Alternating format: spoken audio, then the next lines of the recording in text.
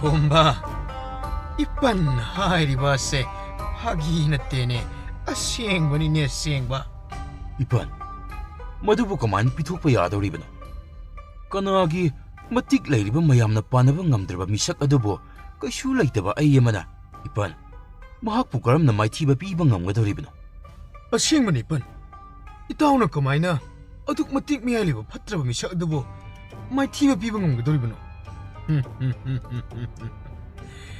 नोइना खंगदबगी वानी इपनगी आइकोंबा इचासे असम मिसक नत्तेने इपन हाइरिसिबो अदुनिनितो इचाना खंगजदबगी वानी नंगसे अचम मिसक नत्ते ताइबंग सेम मपुना ताइबंग पालसिगे अवाव कोकनबा हाइना थारकपनि मागी अमत्त ngairba मचानुपा सिंगु पाखंग मागी ममीदगी सेम खिबा नामो ताइबंग निने ताइबंग मी अदुना इसादे नामो ताइबंग लक्तगे अथोइबा ख्वाइदगी मतिक मयाइ चेनु मिसक नहाक खक्तना फत्रबा कोकलाइबो माइथीबा पीबा ngamgadauबनि इपन नसाना ताइबंग सेम मपु महाकी असेंबा मचा मक्तबो ओइरबदी फत्रबा महाकपु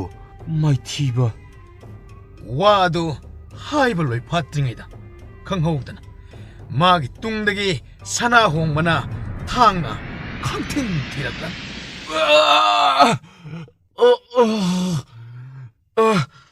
इता नंगमपना इता नंग आइबो वारौन आइदि आइगी इपुबु कन्निंग अदुना थबक पांगदबा यादबनि इता हाय नखोइ कना कना ले सोमनि याइखोम मसे सोगलेने सनाहोंबा नंग तौरिबा सिबु करिनो सनाहोंबा इपन नसाबु ngakpiyo ai tangaimak phadaba thabak ase hai nakhoi kana kana na hogjimak chanaktana sana hongbasi kaisum sangda pajil ohoi angama ai lawlo masida lotran leiba nangnasu mi ha togi thaurang lamdana nungai ni ba leinungi kaisum sangda napunsido chada thaktana kanglaga khangani hadi khangdri hey ngamna leirana मधु याम थून पुथोक्रो अदुगा माइबले सांगदो अमुक्त थून लाक्नबा हाय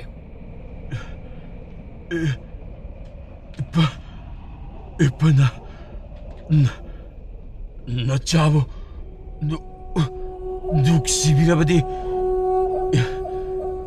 इताव अमुक्त ngakpiyo इपा इपनगी आइखोमा Itaw! Itaw!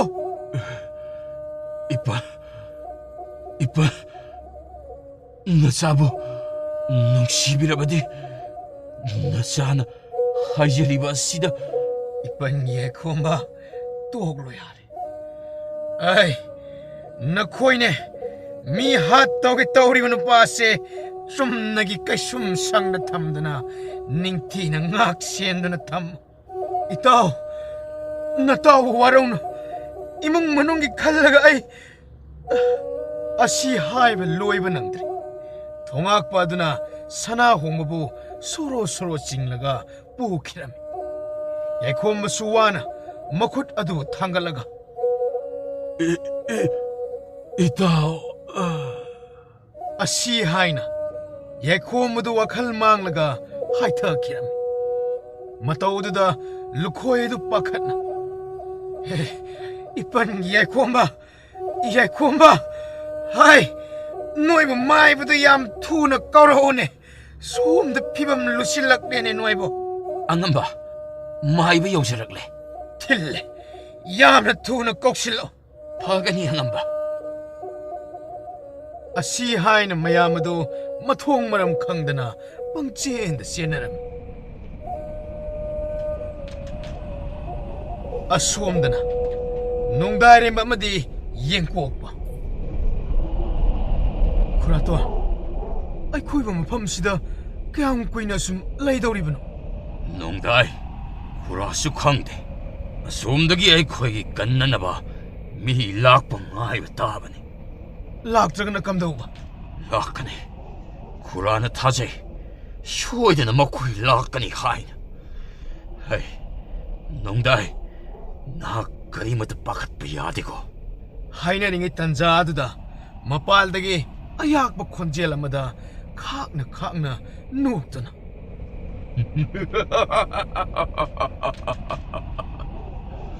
ꯀꯟꯕꯤꯕ ꯂꯥꯛꯄ ꯅꯈꯣꯏꯕꯨ ꯀꯟꯕꯤꯕ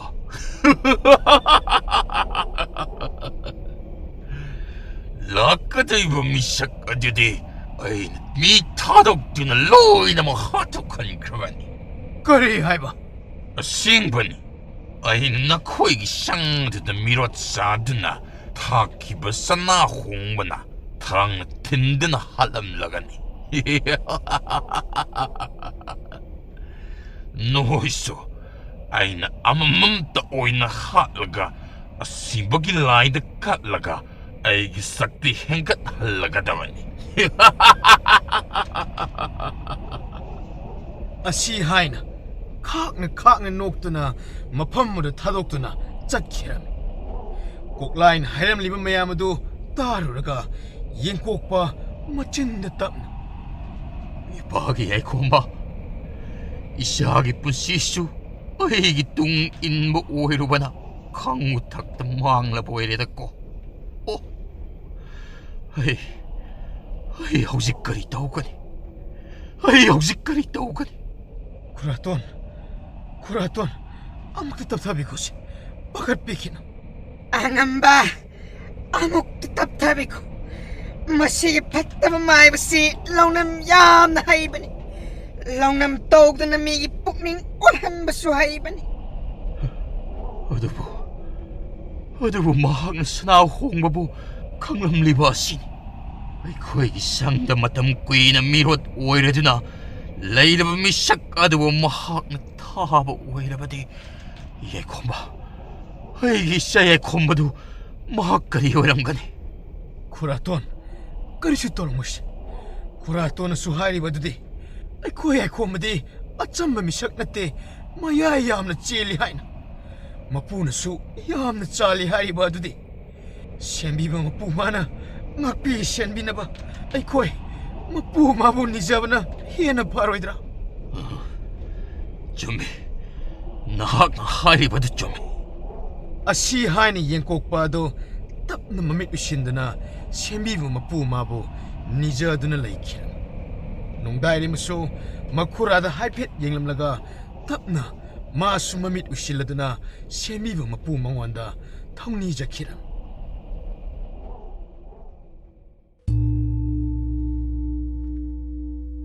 ꯃꯥꯏꯕ ꯏꯆꯥ ꯌꯥꯏꯈꯣꯝꯕꯒꯤ ꯐꯤꯕꯝ ꯑꯁꯤꯕꯨ ꯑꯉꯝꯕ ꯃꯅꯨꯡ ꯌꯧꯁꯤꯟꯅ ꯁꯣꯛꯈꯤꯕꯅ ꯐꯤꯕꯝ ꯈꯔꯗꯤ ꯂꯨꯔꯦ ꯑꯩ ꯑꯉꯝꯕ ꯑꯍꯩꯕ ꯎꯄꯥꯏ ꯇꯧꯔꯗꯨꯅ ꯑꯁꯣꯛꯄ ꯑꯁꯤꯕꯨꯗꯤ ꯐꯣꯠꯆꯤꯟꯈ꯭ꯔꯦ ꯑꯗꯨꯕꯨ ꯀꯩꯗꯧꯔꯕ? ꯂꯠ ꯇꯧꯗ꯭ꯔꯕꯁꯨ ꯋꯥꯗꯨ ꯀꯣꯛꯈꯥꯏꯔꯣꯅꯦ꯫ ꯑꯗꯨꯕꯨ ꯀꯔꯝꯕ ꯃꯇꯝꯗ ꯃꯍꯥꯛꯅ ꯋꯥꯈꯜ ꯂꯥꯛꯀꯗꯒꯦ ꯍꯥꯏꯕꯗꯤ ꯉꯝꯗ꯭ꯔꯦ ꯀꯔꯤꯒꯨꯝꯕ ꯋꯥꯈꯜ ꯂꯥꯛꯄ ꯉꯝꯗ꯭ꯔꯒꯗꯤ ꯀꯩꯗꯧꯔꯒꯦ ꯑꯃꯨꯛ ꯇꯨꯃꯤꯟꯅ ꯂꯩꯈ꯭ꯔꯤꯕ ꯑꯗꯨꯕꯨ ꯋꯥꯗꯨ ꯃꯌꯦꯛ ꯁꯦꯡꯅ ꯍꯥꯏꯌꯨꯅꯦ꯫ ꯀꯔꯤꯒꯨꯝꯕ ꯋꯥꯈꯜ ꯂꯥꯛꯄ ꯉꯝꯗ꯭ꯔꯕꯗꯤ ꯇꯝꯕ ꯉꯝꯗꯦ꯫ ꯇꯝꯕ ꯉꯝꯗꯦ ꯍꯥꯏꯕꯗꯤ ꯊꯋꯥꯏ ꯃꯥꯡꯕꯁꯨ ꯌꯥꯏ꯫ ꯀꯔꯤ? ꯑꯅꯥ ꯑꯌꯦꯛꯀꯤ ꯂꯥꯌꯦꯡꯕ ꯑꯃꯥꯏꯕ ꯑꯃ ꯑꯣꯏꯔꯒ ꯑꯁꯣꯛꯄ ꯑꯃ ꯐꯥꯎꯕ ꯐꯖꯅ ꯂꯥꯌꯦꯡꯕ ꯉꯝꯗꯕ ꯅꯪ ꯍꯧꯖꯤꯛꯃꯛ ꯑꯉꯝꯕ ꯅꯅꯥꯏ ꯎꯄꯥꯏ ꯑꯃꯠꯇ ꯂꯩꯇꯕꯒꯤꯅꯤ ꯑꯁꯣꯛꯄ ꯑꯁꯤꯅ ꯐꯤꯕꯝ ꯌꯥꯝꯅ ꯂꯨꯈꯤꯕꯒꯅꯤ꯫ ꯌꯥꯔꯦ ꯊꯣꯛꯈ꯭ꯔꯣ꯫ ꯍꯣꯏ ꯑꯉꯝꯕ꯫ ꯑꯁꯤ ꯍꯥꯏꯅ ꯑꯃꯥꯏꯕ ꯂꯩꯁꯪ ꯑꯗꯨ ꯀꯤꯊꯤ ꯀꯤꯔꯨꯝ ꯇꯧꯗꯨꯅ ꯀꯥꯗꯨꯗꯒꯤ ꯊꯣꯛꯈꯤꯔꯝꯃꯤ꯫ ꯂꯨꯈꯣꯏ ꯃꯇꯣꯝꯇ ꯉꯥꯏꯔꯕ ꯃꯇꯝ ꯑꯗꯨꯗ ꯃꯀꯣꯛ ꯄꯥꯏꯗꯨꯅ ꯀꯔꯤꯅꯣ ꯑꯩꯅ ꯍꯧꯖꯤꯛ ꯇꯧꯒꯗꯧꯔꯤꯕ ꯑꯁꯤꯕꯨ ꯋꯥꯇꯥ ꯊꯧꯗꯥꯅꯗꯧꯕ ꯏꯅꯥꯎꯇꯣꯟꯁꯨ ꯑꯁꯣꯝꯗ ꯂꯥꯏ ꯐꯥꯕꯅꯦ ꯍꯥꯏꯅ ꯆꯠꯈ꯭ꯔꯒ ꯃꯋꯥ ꯃꯄꯥꯎ ꯑꯃꯠꯇ ꯄꯤꯔꯛꯇ꯭ꯔꯦ ꯏꯆꯥ ꯅꯣꯡꯗꯥꯏꯔꯦꯝꯕꯗ ꯑꯣꯏꯔꯁꯨ ꯏꯅꯥꯛꯇ ꯂꯩꯔꯕꯗꯤ ꯈꯔꯁꯨ ꯐꯒꯗꯕ ꯑꯁꯤ ꯍꯥꯏꯅ ꯃꯇꯣꯝꯇ ꯃꯔꯨꯝ ꯃꯔꯨꯝ ꯁꯣꯟꯗꯨꯅ ꯂꯩꯔꯤꯉꯩꯗ ꯊꯣꯉꯥꯛꯄ ꯑꯃ ꯍꯥꯊꯨ ꯍꯥꯊꯨ ꯆꯦꯟꯁꯤꯜꯂꯛꯇꯨꯅ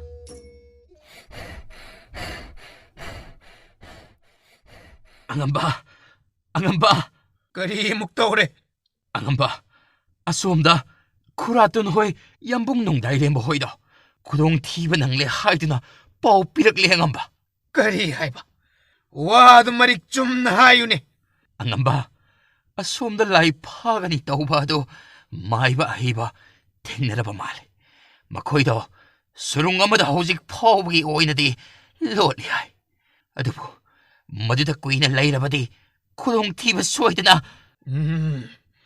ꯈꯪꯂꯦ ꯌꯥꯔꯦ ꯊꯣꯛꯈ꯭ꯔꯣ ꯍꯣꯏ ꯑꯉꯝꯕ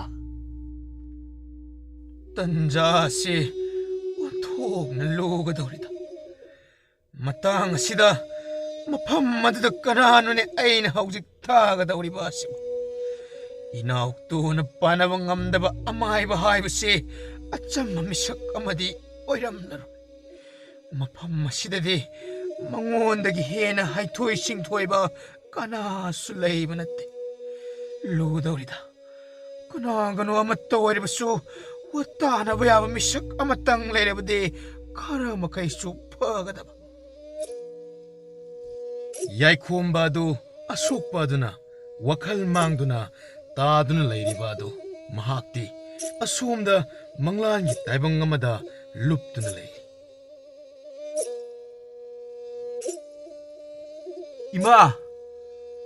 ꯏꯃꯥ ꯍꯣꯏ ꯏꯃꯥ ꯀꯩꯅꯣ ꯀꯗꯥꯏꯗ ꯑꯃꯨꯛ ꯆꯠꯈ꯭ꯔꯕꯅꯣ ꯈꯪꯗꯦꯅꯦ ꯀꯔꯤꯅꯣ ꯑꯩꯈꯣꯏ ꯇꯌꯥꯏꯒꯤ ꯀꯥ ꯑꯁꯤꯅ ꯑꯃꯨꯛ ꯑꯁꯨꯛ ꯌꯥꯝꯅ ꯃꯣꯠꯂꯤꯕ ꯑꯁꯤꯅ ꯖ꯭ꯋꯥꯔꯒ ꯌꯨꯒꯗ ꯃꯄꯨꯟꯁꯤꯁꯦ ꯄꯨꯡꯃꯥꯡ ꯍꯦꯛ ꯃꯥꯡꯖꯔꯦꯗꯅ ꯍꯥꯏ ꯏꯄꯨ ꯁꯥꯕ ꯀꯩꯅꯣ ꯅꯪꯅ ꯉꯥꯡꯂꯤ ꯃꯌꯥꯝꯗꯨꯅ ꯅꯀꯥꯁꯤ ꯈꯔ ꯂꯣꯏꯁꯤꯟꯕ ꯌꯥꯗ꯭ꯔꯣ ꯃꯣꯠꯄꯅꯁꯨ ꯂꯣꯏꯔꯦ ꯐꯤꯔꯣꯜꯅꯦꯅ ꯇꯧꯔꯤꯁꯤꯅ ꯂꯣꯏꯅ ꯏꯆꯥꯏ ꯆꯈꯥꯏꯔꯗꯅ ꯀꯥꯁꯤꯁꯨ ꯃꯤꯔꯥꯡꯅ ꯑꯃꯨꯛꯇꯣꯏꯕ ꯂꯣꯏꯔꯦꯅꯦ ꯏꯁ ꯏꯅꯥꯎꯗꯤ ꯅꯁꯥ ꯌꯥꯝꯅ ꯅꯥꯟꯕꯅꯤꯅ ꯍꯥꯄꯨ ꯏꯆꯨ ꯍꯦꯛ ꯆꯨꯈꯩ ꯅꯁꯥꯗ ꯑꯃꯨꯛ ꯇꯥꯅ ꯌꯦꯡꯂꯒ ꯉꯥꯡꯉꯣ ꯏꯁ ꯑꯩꯕꯨ ꯑꯁꯤ ꯍꯥꯏꯅ ꯌꯥꯏꯈꯣꯝꯕ ꯑꯗꯨ ꯃꯁꯥꯗ ꯍꯟꯗꯨꯅ ꯌꯦꯡꯊꯖꯕꯗ ꯑꯣꯏꯔꯝꯂꯤꯕ ꯐꯤꯕꯝ ꯑꯗꯨꯗ ꯈꯪꯄ꯭ꯔꯦꯛ ꯈꯪꯅ ꯀꯔꯤꯅꯣꯅꯦ ꯑꯩꯅ ꯇꯧꯔꯝꯂꯤꯕ ꯐꯤꯕꯝ ꯑꯁꯤꯗꯤ ꯃꯗꯨꯗ ꯅꯠꯇꯦꯕꯣ ꯅꯁꯛꯇꯨꯒ ꯑꯃꯨꯛꯇ ꯌꯦꯡꯖꯧ ꯑꯁꯤ ꯍꯥꯏꯅ ꯃꯌꯥꯝꯕꯅ ꯃꯤꯡꯁꯦꯜ ꯑꯗꯨ ꯊꯥꯡꯖꯤꯜꯂꯛꯇꯨꯅ ꯃꯁꯛ ꯑꯗꯨꯕꯨ ꯌꯦꯡꯍꯟꯖꯕꯗ ꯃꯗꯨꯅ ꯍꯦꯟꯅ 이캉 강. 에? 그이노 시부 아이라. 능 나타리 까나 오이도리게. 나티. 아이 코이 바보 오이도이 브로. 하. 그이노 아이나 따름니 피반 마시데. 어두가 따야이나 따가따가 띠리바 아주나 마두나 감다우리바. 이보 능 나사기 비범도 나사나 오헨잡. 오. 마시다 이다 뭐 나틱 나 바사다나. lai pataba phabagi mai tambani dana chatludana chahi kunsa da ngari binangna ai khoi pabagi ibambu yo salauraga halakli dana kaino haisibo ai di lore dana mangjare dana ado ima pab hoide mata ude kadai di satkrabke imado nang ubada pakhat mandana ipu amabe mainodo kaungni na satkiba oh thuna lakladi phakranida 하이나링아이다 락불라이토 아다 아시부 에코 이마로 마기 나클라 락리바시나 이뿌어 마이바 마이노두라 호이네 나트르디 그나 오이도리게 마시 아다 찡네 ጸ루브라이보 나오나 파이네 나르바 그놈 떠리니 그리노네 아이기 밑나라 그리노 마코이디나 하얌나 오이톡람바동 떠위다 아시 하이나 야이콤바도 ngakna mamit manado noiduni ye adubu Magi mamittadi adumak mamangai mayo mainu sumangai. Pakhang leisabi mamangum tagat loina tiekli. Aduna saurakna mayambadu onsillaga. Oiramoida asibu ima oiba yabrane. Asuk naha oiriba asibu ipu amaiba mainogase loirene. Pakhang macha amaga chap manariba sidi. Hai, nangna kari khangdana. Ai khoina leiriba lamse atui mafumga manadabani ne. Kaida manadriba. Ai haigese. Ai khoiga sida leibidi mi kanamata ahal oinade. Nangdabu a chingda lamsilan tholga chatlubagi ahal losingibagi wani. Kaino haisibo. Ai khoigi lam masida ahal oiriba sibo aida ngairebo haisibo. Nangna tomtan. Khoigi lamsida nangna tomtan. Mamangda ta babu donsu lam hendana chatlubagi antana ahal osilaga sikiba aduda pakhatna ne. Imana chattanaba phana kanna thingbada nang lam hendana chatlurbanina nang hojikti sibuna misak ama haibdo oire dongmi Kaino haisibo. Nakhoi ataidi loinamak siba naidabro haisibo. Naide. Nangsu aikhoigumna siba naidana leinaba haibada nangna nangdi adumna hingbadu nungaiba nate siba naiba mi oibo oiningi haina mafam asi thadoktuna chakhibani. Nakhoina hairiba mayamdubu asengbrane. Mibu kamaina siba nairoidoriba. Aduga nakhoi mayamna siba naidana naha oina asum leraga karigi ai itomda ahal osiliba. hojikta in haikhabadu nangdi lam henba sadana mafam masi thadokduna chatlubagini hedana Kari aibu siba taraba. Ipu aibu amuda kanbiyo. Ai nakhoigum naha oidina dum leininge. Ipu aibu amuda sienbigano. Ipugi yai khomba se ipuna nang bulayeng duna yenge maduda kariguma phaba ngambra haina yenglasi Nate. Ipu yengba nate. Ipu na phandaba yadabane. Karino nakhoina walang amata ngangdena leiriba asiba. Ipu se amukta yanaba tawbiyo. lam heliba matam mamada si thokani haiba matamdadi hi tonga chakhraga hojikta wakhal taralaga chung phandana ka su tawrini Ima tayagi mongsi Masi angangsidiba. asi hairaga thoksadana imung lomda changkhira makhoina aingonda tawriba singna sibu karino. ebo nasaktuga aisho yengbada yam hainadre he layengbaga kone yenglasi Karino makhoina aingonda tawriba mayam asibu aine ko ai haisini ko. asi haini yai kombado matomta mangolda pidring chonglaga laihora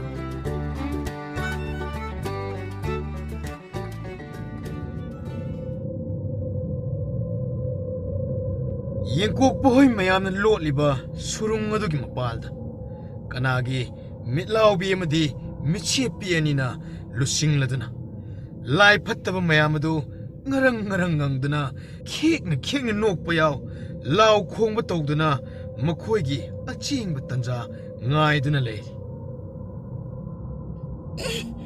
Ichi michepi aidi moise tholakani haiba thajadreda Isitte noina haigumdana makhoyase karisu tholakadawa mandreda.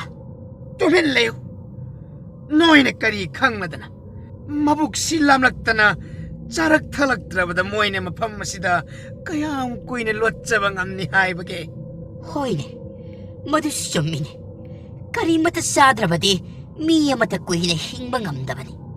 adubo moisi acham mi amatta sinate kanglon loina khanglaba lai phattaba phawa ngamba mi numit nini humni khak kaibsidi moidi kaisu sada thaktana leiba haiba se adumak moigi hainabi oirabani aduga aikhoina asida sum sanglaga leiba asibo Hai nang masomka tumina layo he ꯃꯣꯏ ꯃꯌꯥꯝꯁꯤ ꯐꯥꯎꯕ ꯉꯥꯡꯅꯕ ꯋꯥꯔꯤꯉꯩ ꯃꯇꯝ ꯑꯁꯤꯗ ꯅꯪꯁꯨ ꯑꯃꯨꯛ ꯌꯥꯎꯁꯤꯜꯂꯛꯂꯗꯤ ꯍꯩ ꯃꯣꯏꯁꯤꯡꯁꯤ ꯂꯣꯏꯅ ꯍꯜꯂꯁꯤ ꯍꯥꯏꯔꯛꯂꯅꯤꯅꯦ ꯅꯪꯕ ꯑꯩꯈꯣꯏꯗꯤ ꯍꯟꯕ ꯄꯥꯝꯂꯕꯅꯤ ꯑꯁꯤꯗ ꯁꯨꯝ ꯃꯤꯠꯁꯦ ꯐꯥꯛꯇꯣꯛꯂꯒ ꯃꯤꯀꯞ ꯂꯤꯛꯂꯥ ꯑꯃ ꯐꯥꯎꯕ ꯑꯣꯏꯁꯤꯟꯗꯅ ꯂꯩꯕ ꯑꯁꯦ ꯌꯥꯝꯅ ꯋꯥꯔꯦ ꯍꯟꯅꯤꯕ ꯌꯥꯝ ꯍꯟꯅꯤꯕ ꯅꯊꯤꯕꯣꯡꯅ ꯕꯣꯔꯥ ꯕꯣꯔꯥ ꯆꯥꯔꯤꯕ ꯃꯁꯤꯗ ꯑꯗꯨꯒ ꯉꯥꯏꯍꯥꯛꯇꯪ ꯌꯦꯡꯕ ꯑꯁꯤꯗ ꯋꯥꯔꯦꯒ ꯉꯝꯗ꯭ꯔꯦꯒ ꯅꯈꯣꯏꯅ ꯌꯥꯝꯅ ꯋꯥꯔꯗꯤꯀꯣ ꯑꯉꯝꯕ ꯀꯅꯥꯒꯤ ꯆꯥꯎꯕ ꯋꯥꯡꯕꯨꯔꯦꯜꯒꯤ ꯃꯁꯥꯏꯒꯣꯜꯗ ꯍꯣꯏꯊꯈꯤꯁꯅꯤ ꯅꯈꯣꯏ ꯑꯗꯨꯃꯥꯏꯅ ꯇꯧꯕꯗꯣ ꯅꯈꯣꯏ ꯄꯥꯝꯕ꯭ꯔꯣ ꯄꯥꯝꯗꯦ ꯃꯁꯤꯒꯤ ꯃꯤꯁꯦꯞꯄꯤ ꯍꯥꯏꯕꯁꯦ ꯑꯉꯝꯕꯅ ꯆꯥꯂꯦ ꯍꯥꯏꯕꯒꯤ ꯃꯇꯤꯛ ꯌꯥꯝꯅ ꯋꯥꯉꯥꯡ ꯀꯝꯖ ꯍꯨꯜꯂꯤꯗꯅ ꯈꯪꯒꯅꯤꯕ ꯑꯉꯝꯕꯗ ꯍꯥꯏꯖꯤꯜꯂꯒ ꯃꯥ ꯑꯣꯏꯅ ꯑꯩꯈꯣꯏ ꯃꯌꯥꯝꯕꯨ ꯋꯥꯍꯟꯕꯒꯤ ꯆꯩꯔꯥꯛ ꯄꯤꯁꯤ ꯍꯣꯏꯅꯦ ꯑꯗꯨꯃꯥꯏꯅ ꯇꯧꯁꯤ ꯅꯠꯇꯦ ꯑꯩꯈꯣꯏ ꯃꯌꯥꯝ ꯃꯥꯟꯅꯔꯒ ꯈꯨꯝꯕꯗꯕꯨ ꯑꯉꯝꯕꯅ ꯀꯩꯁꯨ ꯍꯥꯏꯔꯣꯏꯗꯕ ꯃꯁꯤꯗ ꯃꯥꯅ ꯑꯩꯄꯥ ꯍꯦꯛ ꯁꯥꯔꯗꯅ ꯀꯩꯅꯣ ꯅꯣꯏꯅ ꯑꯗ ꯉꯨꯔꯨꯡ ꯉꯪꯅꯔꯤꯕꯗꯣ ꯅꯣꯏꯅ ꯍꯥꯏꯅꯔꯤꯕꯗꯣ ꯑꯩ ꯂꯣꯏꯅ ꯇꯥꯕ ꯆꯥꯅꯤꯀꯣ ꯌꯥꯔꯦꯕ ꯅꯪꯁꯨ ꯃꯣꯏꯁꯤ ꯋꯥꯕꯅ ꯂꯣꯏꯔꯝꯂꯅꯤ ꯉꯥꯏꯍꯥꯛꯁꯨ ꯄꯣꯊꯥꯖꯁꯅꯨ ꯀꯩꯗꯧꯒꯦ ꯅꯪꯅ ꯃꯔꯣꯜ ꯑꯃ ꯅꯪꯁꯨ ꯌꯥꯎꯅ ꯄꯣꯊꯥꯅꯤꯡꯂꯦꯗꯤ ꯍꯥꯏꯗꯦꯕ ꯌꯥꯔꯦ ꯅꯣꯏ ꯑꯇꯩꯁꯨ ꯉꯥꯏꯍꯥꯛ ꯄꯣꯊꯥꯖꯔꯣ ꯍꯣꯏꯅꯦ ꯑꯗꯨꯃꯥꯏꯅ ꯍꯥꯏꯔꯗꯤ ꯐꯩꯗꯅ ꯃꯁꯤ ꯅꯨꯄꯤꯁꯦ ꯑꯩꯈꯣꯏꯅ ꯊꯞ ꯇꯧꯕ ꯑꯗꯨꯗ ꯀꯤꯔ ꯃꯥꯜꯂꯦ ꯂꯥꯎꯍꯦ ꯄꯣꯊꯥꯔꯁꯤ ꯑꯁꯤ ꯍꯥꯏꯅ ꯂꯥꯎ ꯈꯣꯡꯗꯨꯅ ꯄꯥꯏꯊꯣꯛꯈ꯭ꯔꯕꯗ ꯂꯥꯡꯂꯝꯕꯗꯒꯤ ꯆꯤꯛꯊꯔꯛꯄ ꯑꯗꯨꯗ ꯅꯣꯡꯗꯥꯏꯔꯦꯝꯕꯁꯨ ꯁꯣꯔ ꯁꯥꯡꯅ ꯍꯣꯟꯗꯣꯛꯂꯒ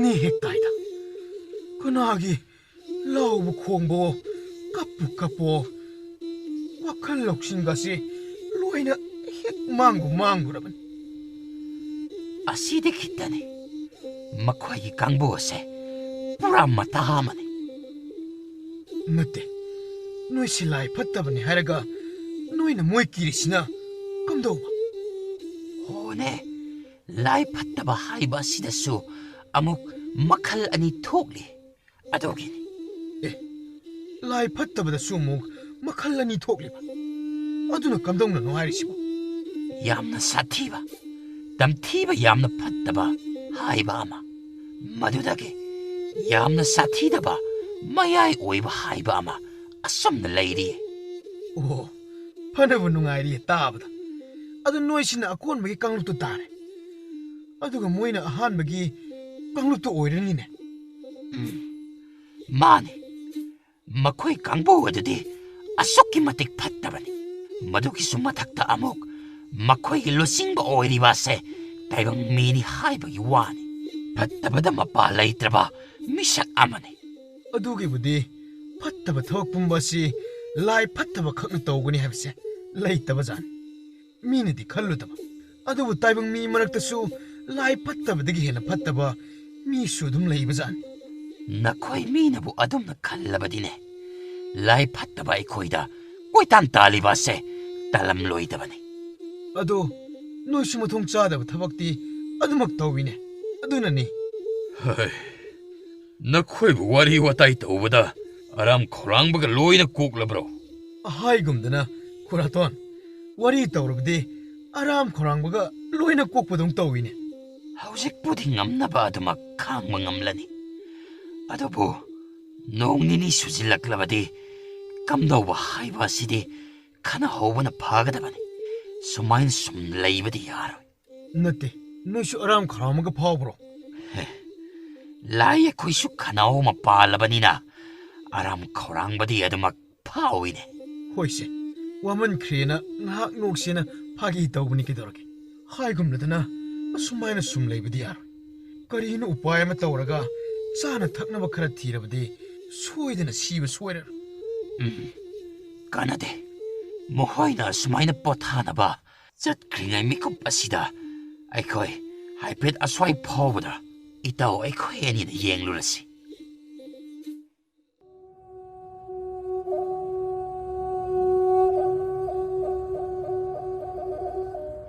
ꯌꯥꯏꯈꯣꯝꯕꯗꯣ ꯃꯁꯥꯗ ꯅꯣꯡꯃ ꯅꯣꯡꯃꯒꯤ ꯑꯍꯜ ꯁꯨꯝ ꯑꯣꯏꯁꯤꯜꯂꯛꯇꯨꯅ 시름 나름 떠오드나 솔 타벳 타벳 홀르드나 마야뭉다 마사드보 하이핏 나타보이 까이보이 떠오드나 나헤르가 레이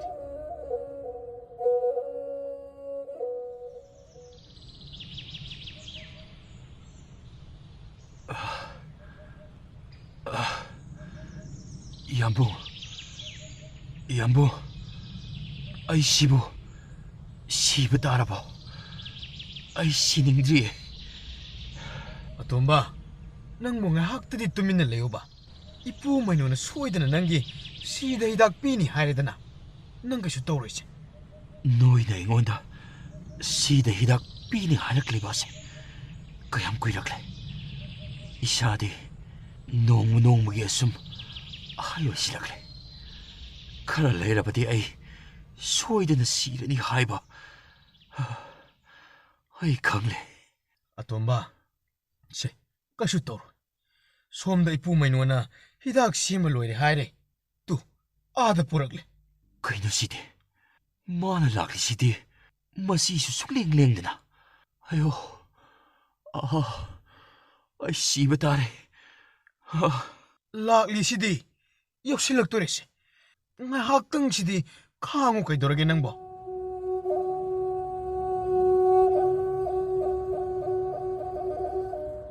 사나 홍바도 가shum상 마농다 닝엄드나 딱시 쇼리 이따 낭 아이부 와롱놓고 아이 이쁘부 파트라부 꼭라이는 파진누나 라이키바나 오빠의 맞다 라이키다만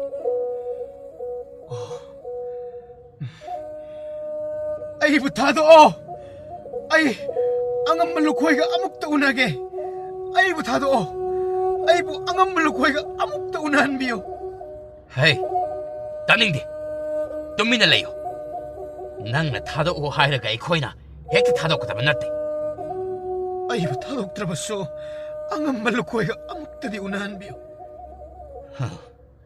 아저수 헥트 아이코이나 ngambanate angambada hana hankalakiki angambana yaraklabadi nahak na hairibado unahange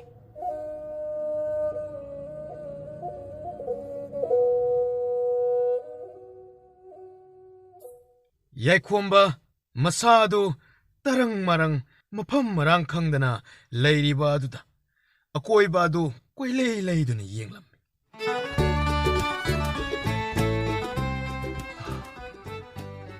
kadaidano ay leiriba sibo nate aibu sira sala ayna leiriba sibo silamdam haibudu oilaba salan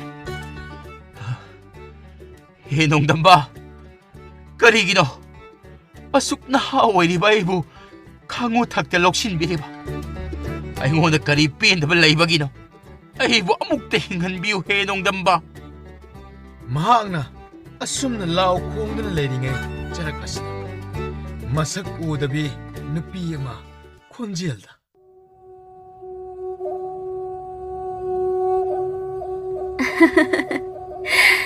Namu taibang oiba apangba nangbu hinninglibrane hinningradi karino taibang pahalasida leiriba kananabu siningbage Phare nangna adumna hairabadi hinghanbirage tu asumaina hingba pambra asi hairaga chakniba mayum makai leijadaba pibam yamna kaireba misak amagi pibam ulaklam adumaina di tawigano aibo adudi sumaina hingba pambra asi hairaga amuk makhong khuttekpa misak amagi pibamda ulakba adda masado kitang khoktak chana asina amukka hena pibam kairidna adumaina ka tawigano ko aibo adudi asum haina oiba pambra yengo asi hairaga maina chakhibagi kathekpa man mi pibam mama ulakpa adda khangpre khang 야자래 asumay na hingadabagi sarok ay adumak sijarage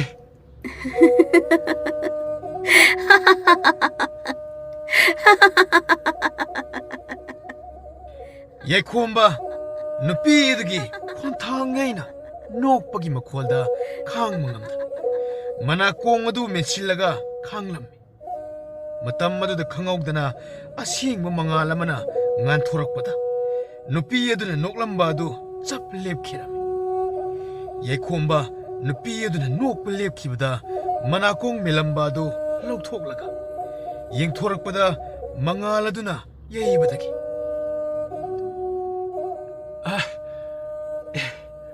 kari mangal sina hai idaire mapangba kana na kana no hai apangba ai si nang mo poku pantau taibang siem mapu hai ba aduni kaino hairiba siba kaino haibiriba adubo aduga aina kana oin nang siai amat ngai ba isa nu pani ne wadu tabada yekhoma wakhalda mabu takpiba oja sintak purel oiba lukhoina haikiba taibang siema mapugi macha nupagi mamidagi siemkiba namu taibang ni haiba do khangning ningsillatuna ipa ibungo nasa wakhal lang phai amada leirure yare ado ipa ibungo nasana hojik leiriba mafam masibo asilamdam haibadu oirabra ai asibu tasengna sirabra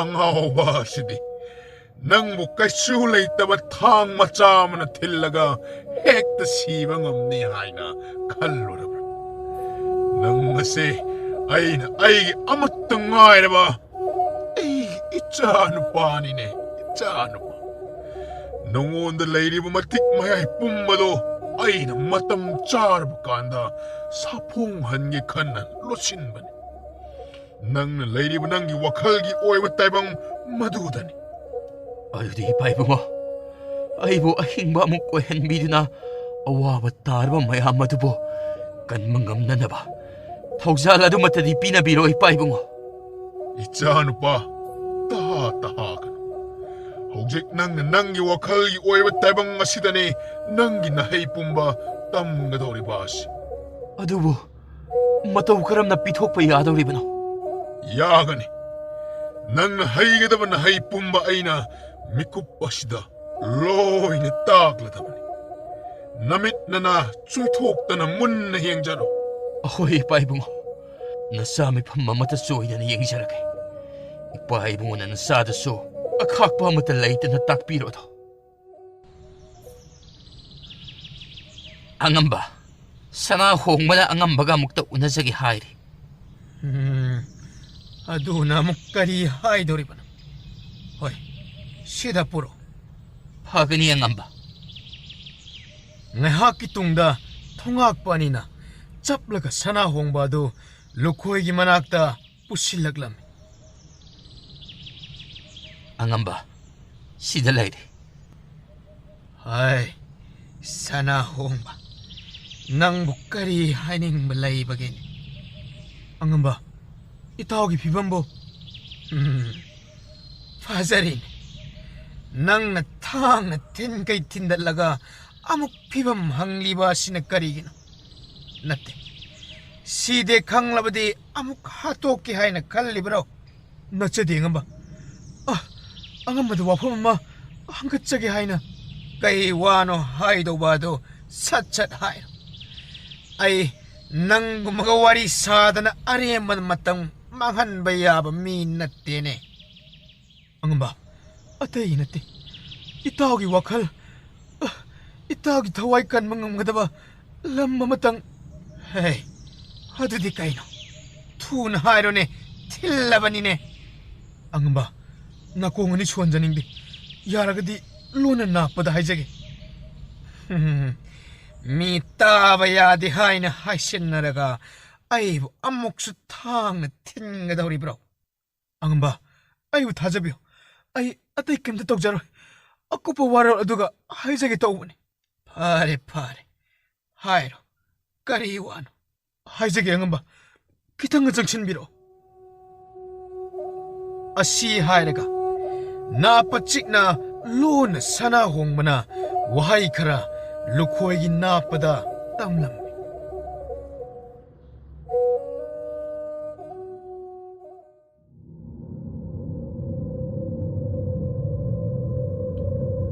ꯅꯈꯣꯏ ꯃꯌꯥꯝꯗ ꯑꯩꯅ ꯃꯈꯣꯏꯁꯤꯡꯗꯣ ꯀꯨꯞꯅ ꯁꯦꯟꯅꯧ ꯍꯥꯏꯔꯒ ꯀꯔꯤꯒꯤꯅꯣ ꯅꯣꯏꯅ ꯂꯣꯏꯅ ꯍꯜꯂꯛꯂꯤꯕꯗꯤ ꯑꯉꯝꯕ ꯃꯣꯏꯁꯦ ꯋꯥꯔꯦ ꯍꯥꯏꯅ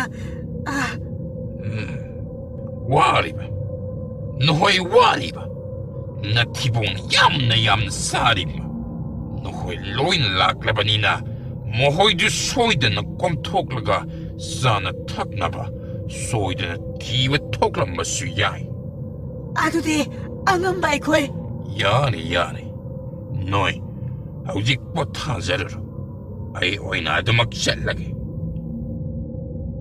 ꯍꯥꯏ ꯑꯉꯥꯡꯁꯥ ꯃꯥꯏꯕ ꯂꯩꯁꯪ ꯑꯗꯨ ꯀꯧꯔꯛꯎ ꯐꯒꯅꯤ ꯑꯉꯝꯕ ꯉꯥꯏꯍꯥꯛꯀꯤ ꯇꯨꯡꯗ ꯃꯥꯏꯕ ꯂꯩꯁꯪ ꯑꯗꯨ ꯄꯨꯔꯞ ꯆꯦꯜꯂꯛꯇꯨꯅ ꯑꯉꯝꯕ ꯅꯅꯥꯏꯕꯨ ꯁꯦ ꯑꯁꯤꯒꯤ ꯃꯅꯥ ꯍꯤꯗꯥꯛ ꯑꯁꯤ ꯊꯣꯝꯂꯗꯨꯅ ꯍꯧꯖꯤꯛꯃꯛ ꯌꯥꯏꯈꯣꯝꯕꯕꯨ ꯋꯥꯈꯜ ꯂꯥꯛꯅꯕ ꯇꯧ ꯑꯍꯣꯏ ꯑꯉꯝꯕ ꯐꯒꯅꯤ ꯑꯩ ꯇꯧꯖꯔꯒꯦ ꯑꯁꯤ ꯍꯥꯏꯅ ꯃꯥꯏꯕ ꯂꯩꯁꯪ ꯑꯗꯨ ꯍꯥꯊꯨ ꯌꯥꯏꯈꯣꯝꯕꯅ ꯂꯩꯔꯤꯕ ꯀꯥꯗꯨꯗ ꯆꯪꯈꯤꯔꯝꯃꯤ ꯉꯥꯏꯍꯥꯛꯀꯤ ꯇꯨꯡꯗ ꯌꯥꯏꯈꯣꯝꯕ ꯑꯗꯨ ꯋꯥꯈꯜ ꯂꯥꯛꯂꯦ ꯍꯥꯏꯅ ꯂꯨꯈꯣꯏ ꯑꯃꯗꯤ ꯁꯅꯥ ꯍꯣꯡꯕ ꯃꯥꯒꯤ ꯀꯥꯗ ꯆꯪꯂꯛꯎ ꯍꯥꯏꯅ ꯃꯈꯣꯏ ꯑꯅꯤꯗꯃꯛ ꯊꯥꯖꯤꯜꯂꯝꯃꯤ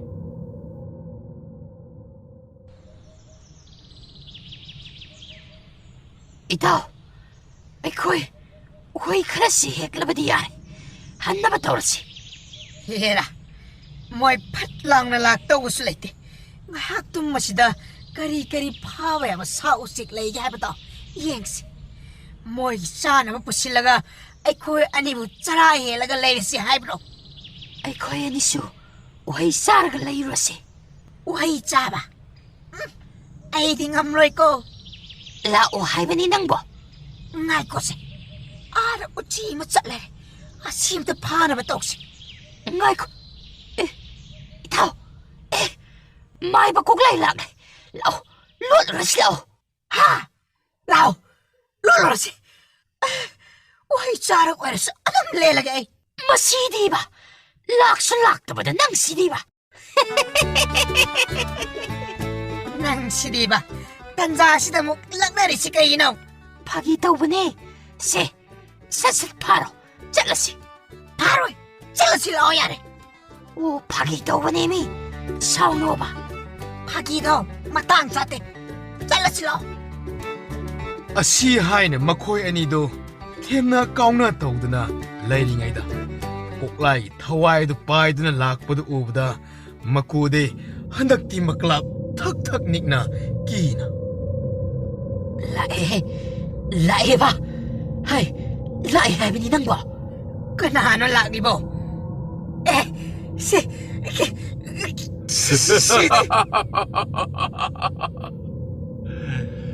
ꯅꯣꯏ ꯑꯅꯤ ꯑꯣꯏꯅ ꯊꯥꯗꯣꯛꯂꯛꯂꯕ ꯑꯣꯏꯔꯦ ꯑꯩꯈꯣই ꯑꯅꯤꯗꯗꯤ ꯊꯋꯥꯏ ꯂꯧꯕꯤꯅꯨ ꯁꯤꯕꯁꯨ ꯀꯤꯔꯤꯕ ꯑꯣꯏꯔꯦ ꯍꯥꯜꯂꯣꯏ ꯅꯈꯣꯏ ꯑꯅꯤꯒꯤ ꯗꯔꯀꯥꯔ ꯌꯥꯝꯅ ꯑꯣꯏꯔꯤ ꯑꯩꯅ ꯍꯥꯠꯄꯗꯤ ꯅꯈꯣꯏꯕꯨ ꯍꯥꯠꯈꯤꯔꯣꯏ ꯑꯁꯣꯝꯗꯅ ꯅꯣꯡꯗꯥꯏꯔꯦꯝ ꯑꯃꯗꯤ ꯌꯦꯡꯀꯣꯛꯄ ꯂꯥꯏ ꯐꯠꯇꯕ ꯑꯅꯤꯗꯨꯁꯨ ꯁꯨꯡꯂꯥꯛ ꯂꯥꯛꯇꯦꯗ ꯃꯣꯏ ꯑꯅꯤꯗꯨꯕꯨ ꯑꯃꯨꯛ ꯂꯝꯗꯝꯗꯅ ꯑꯃꯨꯛ ꯂꯩꯔꯕ꯭ꯔꯥ ꯈꯪꯗꯦ ꯄꯨꯛꯁꯤꯁꯨ ꯂꯥꯝꯕꯅ ꯇꯠꯇꯧꯔꯦ ꯏꯄꯥꯒꯤ ꯅꯣꯡꯗꯥꯏ ꯃꯈꯣꯏ ꯂꯥꯛꯀꯅꯤ ꯍꯥꯏꯕ ꯊꯥꯖꯗꯦ ꯁꯦ ꯑꯗꯨꯒꯤ ꯁꯔꯨꯛ ꯑꯁꯤꯒꯤ ꯆꯦꯡ ꯃꯔꯨ 3 ꯈꯛꯁꯦ ꯆꯥꯁꯤꯜꯂꯣ ꯈꯨꯔꯥꯇꯣ ꯁꯤꯅꯕꯨ ꯄꯨꯛ ꯊꯟꯕ ꯌꯥꯗꯧꯔꯤꯕ꯭ꯔꯥꯅꯦ ꯆꯥꯔꯒ ꯌꯦꯡꯉꯨ ꯄꯨꯛ ꯊꯟꯕ ꯉꯝꯗ꯭ꯔꯕꯁꯨ ꯆꯗꯨꯝ ꯑꯍꯨꯝꯗꯪ ꯆꯥꯔꯕꯗꯤ ꯁꯤꯔꯣꯏ ꯍꯥꯏꯅꯔꯤꯕꯅꯤ. ꯍꯥꯏꯔꯤꯁꯤꯅꯗꯤ ꯆꯦꯡ ꯃꯔꯨ ꯑꯃꯅ ꯆꯗꯨꯝ ꯑꯃꯒꯤ ꯃꯁꯛ ꯂꯧꯔꯤꯕ ꯆꯦꯡ. ꯑꯆꯨꯝꯕ ꯆꯦꯡ ꯅꯠꯇꯦ ꯅꯣꯡꯗꯥꯏ. ꯆꯠꯁꯤꯜꯂꯣ. ꯍꯣꯏ ꯈꯨꯔꯥꯇꯣꯟ. ꯌꯥꯏꯈꯣꯝꯕꯗꯨ ꯁꯅꯥ ꯍꯣꯡꯕꯅ ꯂꯣꯟꯅ ꯇꯥꯛꯂꯛꯄ ꯁꯤꯗ ꯍꯤꯗꯥꯛ ꯑꯗꯨꯅ ꯃꯥꯒꯤ ꯑꯁꯣꯛꯄ ꯑꯗꯨ ꯊꯣꯝꯕꯗꯒꯤ ꯄꯨꯡꯐ ꯐꯈꯤꯗꯅ ꯍꯥꯟꯅꯗꯒꯤꯁꯨ ꯍꯦꯟꯅ ꯃꯁꯥ ꯃꯎ ꯇꯤꯡ ꯇꯤꯡ ꯂꯥꯎꯅ ꯃꯄꯥꯡꯒꯜ ꯍꯦꯟꯒꯠꯄꯗꯧꯅ ꯇꯧꯔꯛꯄ ꯑꯗꯨꯗ ꯐꯃꯨꯡꯗꯒꯤ ꯐꯨꯛ ꯍꯧꯒꯠꯂꯒ ꯃꯐꯤ ꯃꯔꯣꯜ ꯄ꯭ꯔꯞ ꯄ꯭ꯔꯞ ꯂꯣꯏꯁꯤꯜꯂꯝꯃꯤ. ꯇꯥꯟꯖꯥ ꯑꯗꯨꯗ ꯂꯨꯈꯣꯏꯒ ꯁꯅꯥ ꯍꯣꯡꯕꯒ ꯆꯪꯂꯛꯄ ꯑꯗꯨꯗ ꯃꯍꯥꯛꯅ ꯇꯧꯔꯤꯕ ꯑꯗꯨ ꯎꯕꯗ ꯂꯨꯈꯣꯏꯅ 이빤 야이코마 까리노 낭나 떠오리바도 파붕다 닝띠를 포타기에대 하이드나 이빠 또 이행어 아이 허우식티 까리 슈다우드래 예 이샤시시 하나되게 해는 깐카네 이따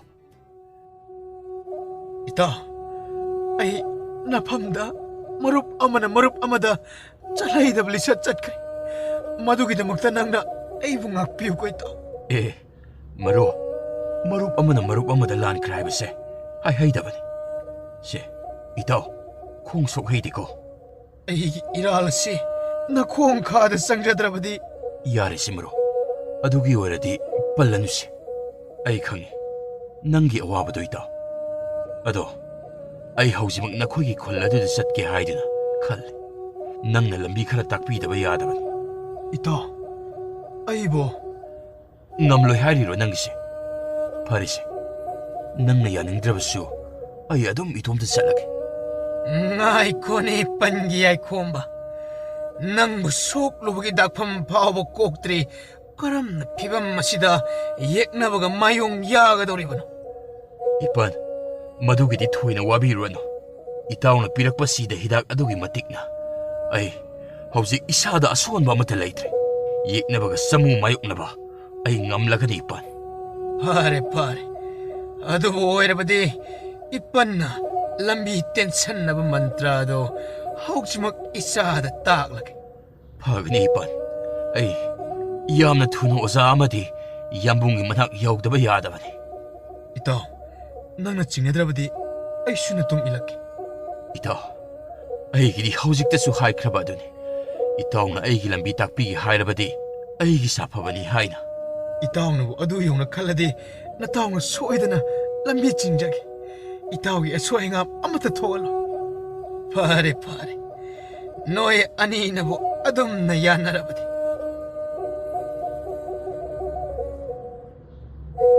ꯀꯣꯛꯂꯥꯏꯗꯣ ꯌꯦꯡꯀꯣꯛꯄ ꯍꯣꯏꯅ ꯂꯣꯠꯂꯤꯕ ꯁꯨꯔꯨꯡ ꯑꯗꯨꯒꯤ ꯃꯃꯥꯡꯗ ꯂꯦꯞꯂꯒ ꯈꯥꯛꯅ ꯅꯣꯛꯇꯨꯅ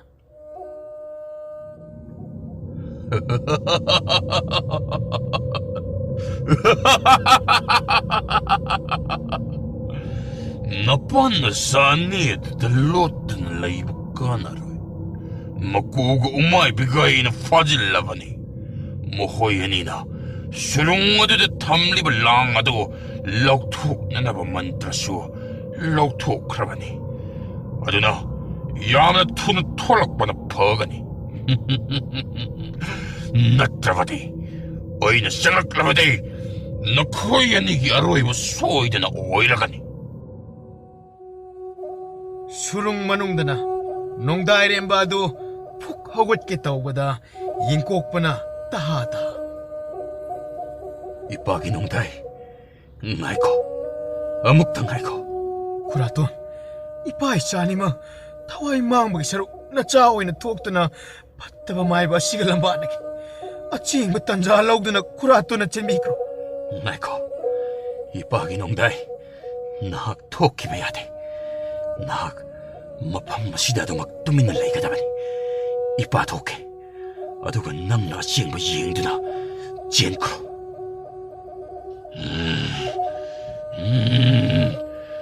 ꯃꯁꯤꯡ 5 ꯐꯥꯎꯕꯒꯤ ꯃꯅꯨꯡꯗ ꯅꯈꯣꯏꯅ ꯊꯣꯛꯂꯛꯇ꯭ꯔꯕ ꯅꯄꯥꯅ ꯆꯥꯅꯤꯃꯛꯀꯤ ꯑꯔꯣꯏꯕ ꯑꯣꯏꯔꯅꯤ. 1 2 ꯈꯨꯔꯥꯇꯣꯟ ꯅꯆꯥꯅ ꯍꯥꯏꯕ ꯌꯥꯕꯤꯌꯨ. ꯈꯨꯔꯥꯇꯣꯟꯗꯤ ꯑꯩꯈꯣꯏꯒꯤ ꯁꯪ ꯑꯗꯨꯒꯤ ꯃꯩꯔꯥꯅꯤ. 쿠라또 나이트라바디 상가두기 마이 묻크라니. 이빠기 농다이 나학나 마이라 오이라바니 아이너테 나학 마이라니 머리 돌럭드레 mga 하이라게 낭나 빰리바 시카리나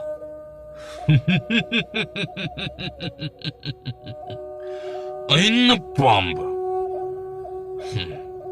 아이나 빰바디 낭기 타와이 파레 어디디 아이기 타와에 실라우로 나하 어디보 아이기 이샤 농다이레 마기 타와이디 나학 라우부 야로이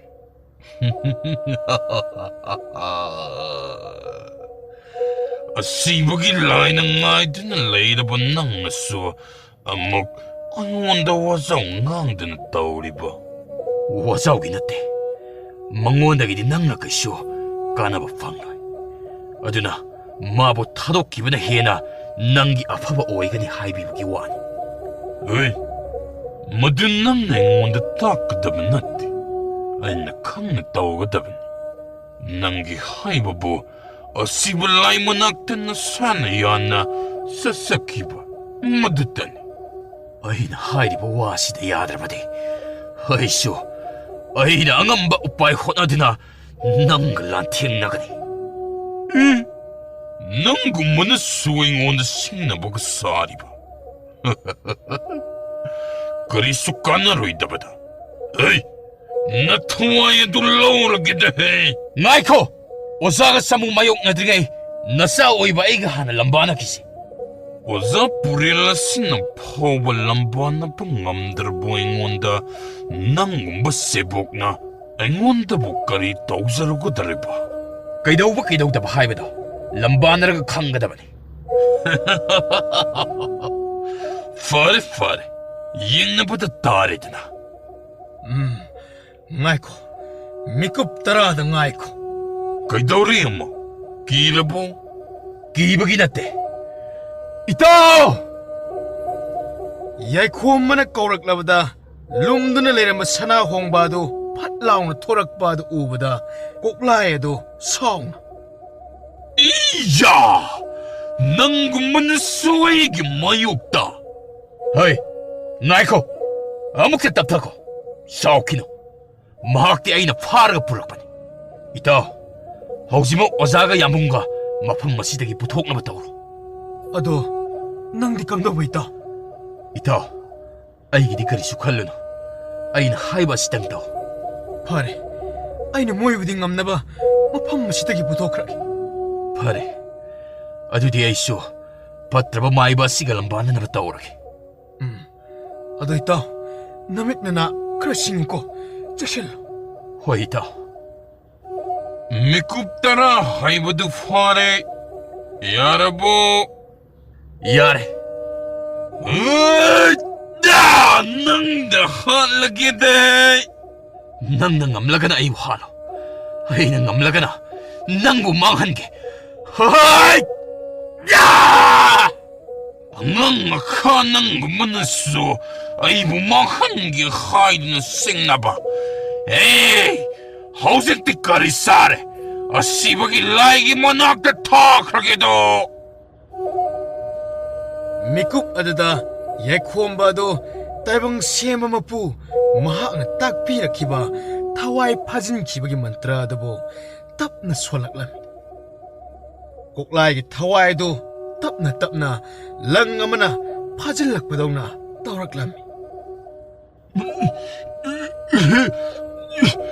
Kaina, anganga kamanabu karaidage. 깜다웨 하 깜다웨 아이고 나 카가이나 Machin atatpado tap na taythoklan.